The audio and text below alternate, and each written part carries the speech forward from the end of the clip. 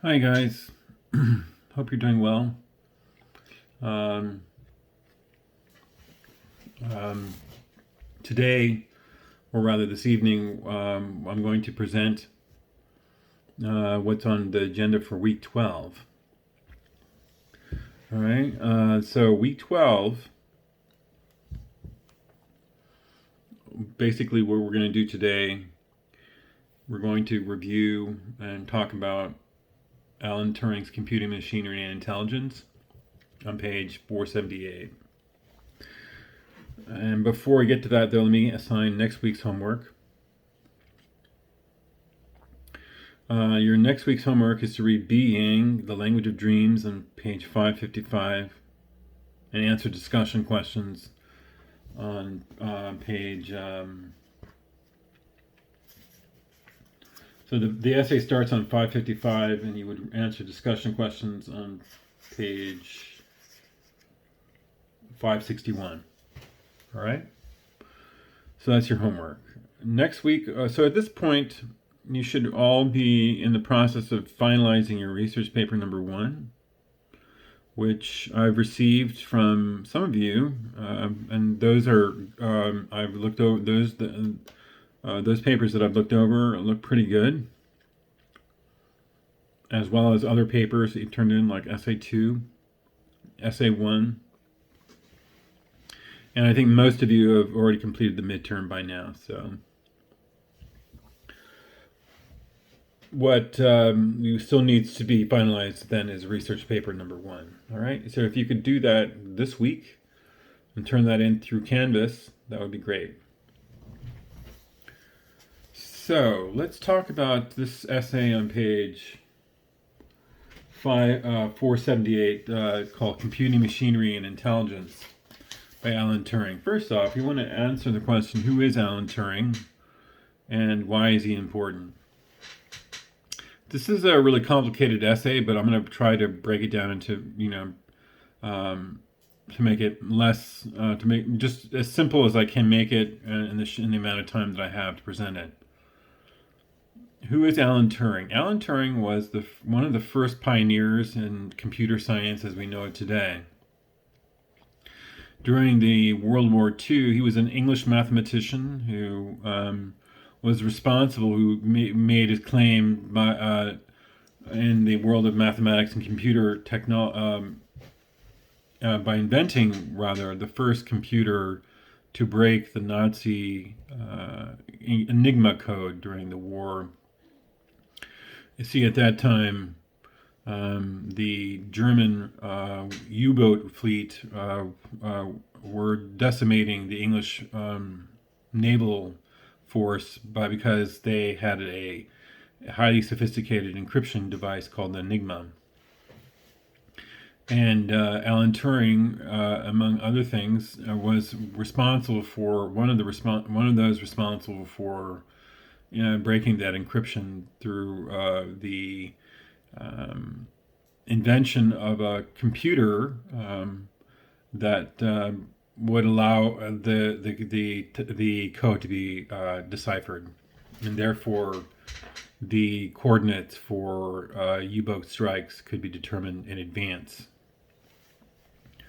All right, so in this essay, Computing, Machinery, and Intelligence by Alan Turing, it's sort of a meditation on what computers, how can a computer, if we predicted that so Turing predicted computers that would rival computing capacity of the brain. His theories in mathematics made computers possible as we know it today. So in Turing's paper, he asked the question, can machines think? But since the word think is so often associated with an activity that humans do, he tried to replace the words think and machine in such a way that would signify something that a computer could do that would be indistinguishable from what a human can do. And so he devised this thing called the Turing test, or rather the imitation game. And this imitation game went as follows. In the first round, it involves 3 participants in isolated rooms. And the first subject A is a man, subject B is a woman, and subject C, or rather the human, who is a judge interrogator of either sex, is C. So the rules consisted of the following. The human judge can converse with both the human and the computer by typing into a terminal. The judge is in a separate room from the other 2, A and B, the man or woman, The object of the judge is to determine who is the man and who is the woman. If he knows them by the label X, A equals man or A, and Y equals woman or B, and if this is done by X and Y answering the judge's questions either truthfully or potentially with pretense. So what will happen then, Turing writes, what will happen when a machine takes the part of A in this game? Will the interrogator decide wrongly as often when the game is played like this as he does when the game is played between a man and a woman? So in other words, if either A or B is replaced by a computer and C, the judge or the interrogator, cannot determine the difference between what is A is, or the type of communication the A is or B is capable of making, then the Turing test has succeeded in being, and that the Turing test cannot, basically means one cannot distinguish between what a computer does and what a human being is capable of doing. All right? So both the computer and the human try to convince the judge that they are the human. If the judge cannot consistently tell which is which, then the computer wins the game. These questions replace our original can machines think with the question, can machines do what we as thinking people can do? Think about this possibility. Now, if you ever played a game of chess on the computer, which many of you may do in this time of shelter in place, when we have lots of time on our hands, think about a computer playing chess. For example, it's not quite the same thing as a Turing test, but let's just think about it as an example of what a machine can do, rather as opposed to what a human being can do. Now, in any level, a computer game playing chess will know how to beat you as an opponent based on any number of logarithmic or algorithmic programming that the computer that's been built into the computer. Can the computer think in terms of the game as a aesthetic exercise, as many chess masters play in the same way? No, they don't. They only play the best possible way to win the game, and that's based on a set of code or commands that the computer has been already built into the computer. In other words, so Turing did not longer ask whether a machine can think. He instead asked whether a machine can act distinguishedly from the way a thinker acts.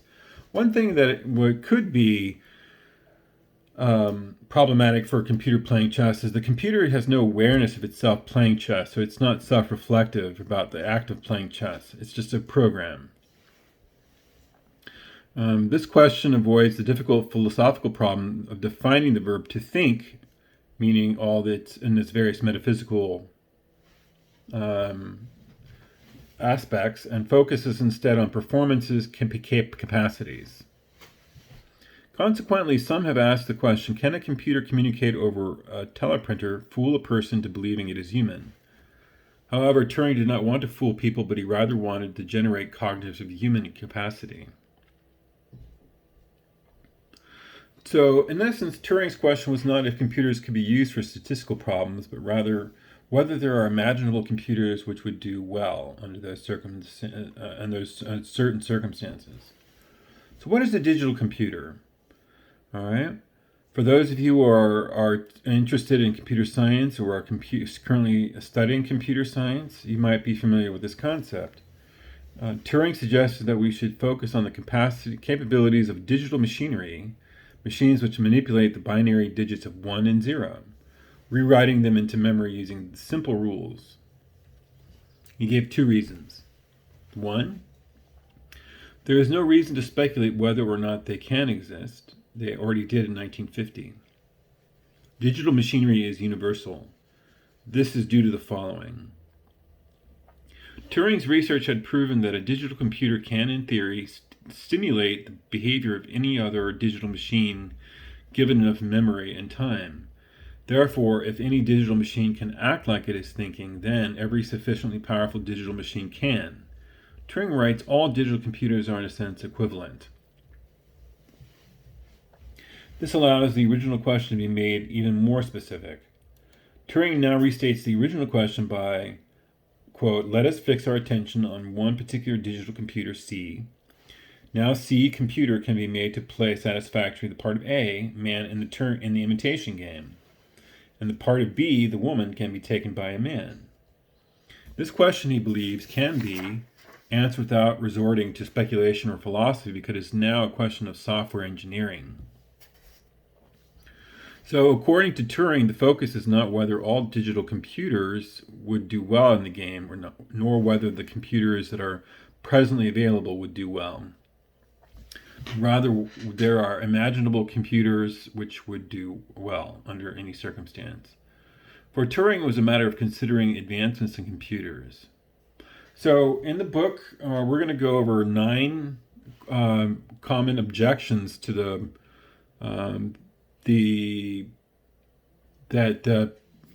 from various knowledge domains, fields that would raise objections to the possibility of a thinking machine. All right. When he considered the following 9 objections, which include all the major arguments against artificial intelligence raised in the years since his paper was first published. Number 1, the theological objection. And we'll go through these kind of briefly. The theological objection, this states that thinking is a function of man's immortal soul. Therefore, a machine cannot think. In attempting to construct such machines, wrote Turing, we should not be irreverently usurping his power of creating souls. Rather, we are in either case instruments of his will, providing mansions for the souls that he creates. Think about the idea that that particular objection that God has given an immortal soul to every man and woman, but not to any other animal or to machines. Hence, no animal or machine can think. So that's the theological objection. But think about what it's saying. It's also, not only is it saying that machines cannot think because it has not been bestowed upon a machine to think by God, but also that animals can't think, which is not necessarily true in the same way that we know that they can't think like humans, but they certainly have emotions and that can be recognized through, and they have various other ways of communicating either through scent, smell, or sight, or through sounds that they make. But that's not necessarily the same thing as thinking, right? So it's a matter of conjecture whether animals can think, but there's no way to determine that for sure. But on the other hand, this objection says it's because human beings are made in God's image, that machines cannot think because machines are not made in God's image, I suppose. All right, and then the second objection is heads in the sand objection. And this states the consequences of machines thinking would be too dreadful. Let us hope and believe that they cannot do so. This thinking is popular among intellectual people as they believe superiority derives from higher intelligence and the possibility of being overtaken as a threat. So it's more like an existential threat.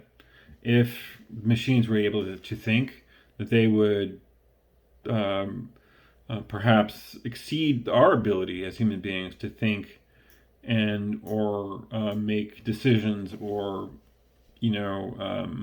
perhaps even take certain actions that would be morally objectionable. However, the machines are already in that we're already in the process of making thinking machines that simulate thinking, like Sophia, the robotic facsimile of a human being, a woman. She looks very much like a human, acts like a human, but you can still tell that she's still a machine. But her ability to mimic. And so there are two types of AI essentially. There's the aesthetic part of the AI that are being developed now that try to relate empathetic responses to other people, and then there's the purely functional utilitarian type of machine that has no real human-like quality, but they function more efficiently. And these type of machines can be found in factories or anywhere you find mass production as a part of the landscape. The third is the mathematical objections. The mathematical objections state that this objection uses mathematical theorems to show that there are limits to what questions a computer system based on logic can answer. Turing suggests that humans are too often wrong themselves and pleased at the fallibility of a machine.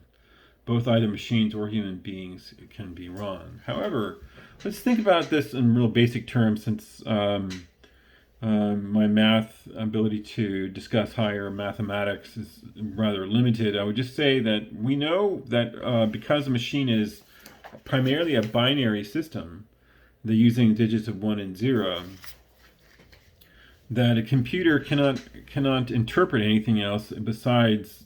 A computer can only interpret one of two things: the 1 or the 0 being the 1 may be representing proceed or carry out this particular action. The 0 is then the other part of the command, the algorithm, which essentially an algorithm means that a set of code for carrying out a particular action. And that the binary code allows for computers to do that, to carry out certain specific actions that are predetermined. All right, so the fourth argument is argument from consciousness. This argument, suggested by Professor Jefferson in his 1949 listener oration, states that not until a machine can write a sonnet or compose a concerto because of thoughts and emotions felt could we agree that a machine equals brain. Turing replies by saying that we have no way of knowing that any individual other than ourselves experiences emotions, and that therefore we should accept the test. He adds, I do not wish to give the impression that there is no mystery about consciousness. I do not think these mysteries necessarily need to be solved before we can answer the question of whether machines can think. So, the idea that a machine cannot make mistakes, a machine cannot be subject to its own thoughts, a machine cannot have much diversity of behavior, are all under that specific disability that the computer does not have consciousness. Now, the computer can never do X because you cannot compose a sonnet or write a concerto because it cannot be kind, resourceful, beautiful, friendly, have initiative, have a sense of humor. You can tell the Sophia robot tries to tell jokes, but it's not really on key, right? The humor is very stilted. So nor can a machine tell right from wrong, make mistakes, fall in love, enjoy strawberries and cream, make someone fall in love with it, learn from experience, use words properly, or be the subject of its own thought, or even invent something new. One of the most interesting objections I came across in this essay was Lady Lovelace's objection. She was the daughter of the poet Lord Byron, and she became a more famously, she was interested in mathematics and was one of the precursors to computing ideas of computing. And her objection was that one of the most famous objections states that computers are incapable of originality. This is largely because, according to Ada Lovelace, machines are incapable of independent learning. The analytical engine has no pretensions whatever to originate anything. It can do whatever we know how to in order to perform. It can follow analysis, but it has no power of anticipating any analytical relations or truth. So think about the final test of whether or not a computer can have consciousness is whether or not it can originate something. It can initiate something without a prior series of codes or commands that precipitate its actions. Turing suggests that Lovelace's objection can be reduced to the assertion that computers can never take us by surprise, and argues that, to the contrary, computers could still surprise humans, in particular where the consequences of different facts are not immediately recognizable. Turing also argued, if exposed to more contemporary scientific knowledge, it would become evident that the brain storage is quite similar to that of a computer. So think about the computer, the brain, as a type of computing software, and that the sort of what the brain does interior in its with its neurons and ganglia, and the storage capacity of short-term memory versus long-term memory, the conscious and the unconscious brain, the different parts of the brain that work together to form a human being, and with a personality and with traits and with all these things it's also responsible for the nervous system, and the whole process of being alive. And the brain controls all these things as a computer might control. The hardware is the body, right? What you see. For me, my hardware is what you're seeing right now in terms of but my software is what's inside my brain and what's happening on the inside.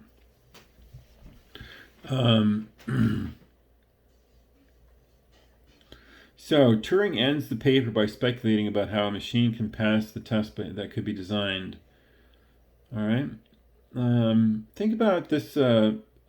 His discussion emphasizes the role of machines learning. So think about in this, based on what we've discussed, which of the counter arguments raised and refuted by Turing do you find most interesting, the most persuasive, and the least persuasive? What about Turing's refutations, which are the most and least convincing? So that ends this discussion of Turing's Computing, Machinery, and Intelligence by Alan Turing. And we will tomorrow talk more about generally about how the rest of the class and how things are going with you on your end. All right, I'll talk to you tomorrow.